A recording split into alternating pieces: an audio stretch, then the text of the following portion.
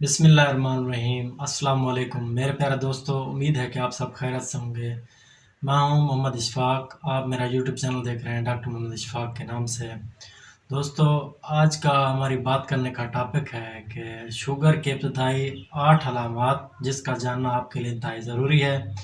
ये किसी को भी लाक हो सकती हैं या होता है रात को सोते वक्त बार बार वॉशरूम जाना पड़ सकता है।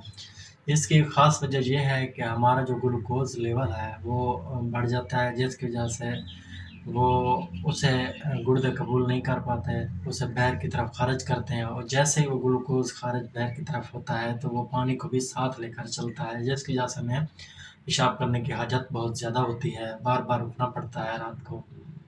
इसके अलावा दूसरे नंबर पर है कि प्यास का बहुत ज़्यादा लगना, क्योंकि जब बार-बार पेशाब आएगा तो हमारे जिस्म में डिहाइड्रेशन होगी, पानी की कमी होगी। जिस वजह से हमारा बॉडी जो है दिमाग को सिग्नल देता है कि हमें पानी की ज़रूरत है। उस वक़्त हमें पानी की बहुत ज़्यादा प्यास लगती है और हम बार-बार पानी पीते हैं। ये भी शुगर की दूसरी अलामत है, जो कि ख़ास तौर पर कई लोगों को मुतासिर करती है। इसके अलावा भूख का ज़्यादा लगना, इसमें ये होता है कि जो हम ग़िज़ा करते हैं, खुराक खाते हैं, उसमें जो ग्लूकोज़ होता है वो नाली में पड़ा रहता है, हमारी बॉडी को एनर्जी नहीं देता, जिसकी वजह से वहीं पड़ा का रहता है और हमें एनर्जी लेवल हमारी कम होती रहती है, जिसकी वजह से हमारे जिस्म में सुस्ती पैदा हो जाती है और मैदा खाली सा महसूस होता है। इसके साथ-साथ हमें भूख बहुत ज़्यादा लगती है कि हमें कुछ खाने को लिए चाहिए होता है और हर आधे घंटे बाद हमें भूख की ज़्यादा ज़रूरत होती है, महसूस होने लगती है। इसके अलावा थकावट का होना जायज़ भी है, क्योंकि जो एनर्जी हमारी जिस्म की नाली में पड़ी रहती है, हमारे जिस्म में ब्लड में शामिल नहीं होती, जो हमारी एनर्जी को बढ़ा सके। उसकी वजह से हमें थकावट महसूस होती है या उसके अलावा हमें काम करने में अक्सर थकान महसूस हो जाती है। काम करते-करते हम थक जाते हैं, बैठ जाते हैं या साँस का ज़्यादा फूलना भी इसकी आम अलामत है। इसके अलावा है 5वें नंबर पर बिनाई का कम होना, यानी कि जो शुगर की अलामत हैं, उनमें ये भी छठे नंबर पर है कि बिनाई कम हो जाती है, क्योंकि शुगर के ग्लूकोज़ जो लेवल होता है, वो हमारे जिस्म में पड़ा रहता है, जिसकी वजह से जो बारीक-बारीक खून की सप्लाई की नालियाँ होती हैं, उनमें स्वेलिंग हो जाती है, यानी कि ब्लड की सर्कुलेशन जाना नामुमकिन हो जाता है।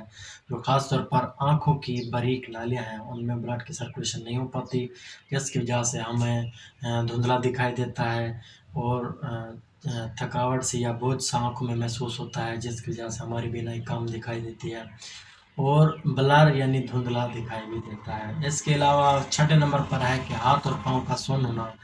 बाज़ मरीज़ों को ये भी अलामत होती है कि उनके हाथ और पाँव सुन्न हो जाते हैं, जैसे चोटी चल रही हो, उनके पर जिस्म पर चोटें चल रही हैं।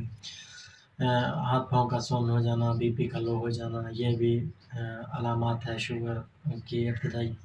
और इसके अलावा 7वें नंबर पर है कि ज़ख्म का जल्द ठीक ना होना, क्योंकि जो शुगर के मरीज़ होते हैं, उनको अगर कहीं चोट वगैरह लग जाती है, ज़ख्म पड़ जाता है, तो उनका ज़ख्म काफ़ी दिन तक उन्हें बहुत ज़्यादा तंग करता रहता है, क्योंकि जब ज़ख्म हो जाता है, तो बहर वाले बैक्टीरिया उस ज़ख्म पे ज़्यादा अटैक करते हैं, क्योंकि वो जब अंदर बॉडी में दाखिल हो जाते हैं, तो वो ग्लूकोज़ लेवल के लिए बहुत ज़्यादा खुश होते हैं। उनकी खुराक ही ग्लूकोज़ होती है, जिसकी वजह से वो बैक्टीरिया अपनी रिहाइश कर लेते हैं, अपनी जगह बना लेते हैं, इसलिए आपका ज़ख्म काफ़ी दिनों तक बेहतर ही नहीं होता। किसी-किसी का तो कभी ख़त्म ही नहीं होता, यकदम एक तरफ का चलता ही रहता है, उसकी इन्फेक्शन बढ़ती रहती है। 8वें नंबर पर है कि फंगल इन्फेक्शन, फंगस यानी कि दायरे वाली जो इन्फेक्शन हो जाती है, कभी किसी को जल्द पे हो जाती है, गर्दन की तरफ हो जाती है या बगल में हो जाती है। इसके अलावा जो पाँव के अंगूठे होते हैं उसके दरमियान भी हो जाती है। वो उसकी जो इन्फेक्शन होती है वो भी काफ़ी दिन तक ठीक नहीं हो पाती, जिसकी वजह से आपकी शुगर का चेक करवाना बहुत ज़रूरी होता है, क्योंकि ये 8वें अलामत भी शुगर की तरफ ले ले जाती है हमें, क्योंकि इसका होना आपको शुगर देने की या रखने की, आपके जिस्म में शुगर होने की एक बहुत बड़ी अलामत है। अगर आपको इनमें से चंद एक या 8 अलामत ज़ाहिर होते हैं, तो आप अपना शुगर ज़रूर टेस्ट करवाएँ। ये एक आम सा टेस्ट होता है जो ब्लड में भी हो जाता है और यूरिन में भी हो जाता है। इसके अलावा अगर आप में ये अलामत नहीं है, तो आप बहुत ज़्यादा मीठे से परहेज़ करनी है।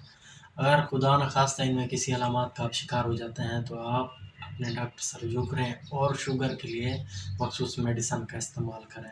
تو دوستو اگر میری ویڈیو اچھی لگی ہو تو پلیز لائک اور سبسکرائب ضرور کریں اور میری ویڈیو کو شیئر ضرور کریں۔ دوستو اگر آپ میرے چینل پر نئے ہو تو پلیز لائک اور سبسکرائب ضرور کریں اور گھنٹی کے نشان کو دبانا نہ بھولیں۔ چلتے ہیں ٹاپک کی جانب۔ پہلی علامات ہے کہ پیشاب کا بار بار آنا۔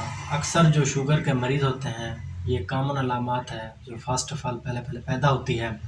ان میں پہلی علامات ہے کہ پیشاب کا بار بار آنا اور یہ پیشاب کافی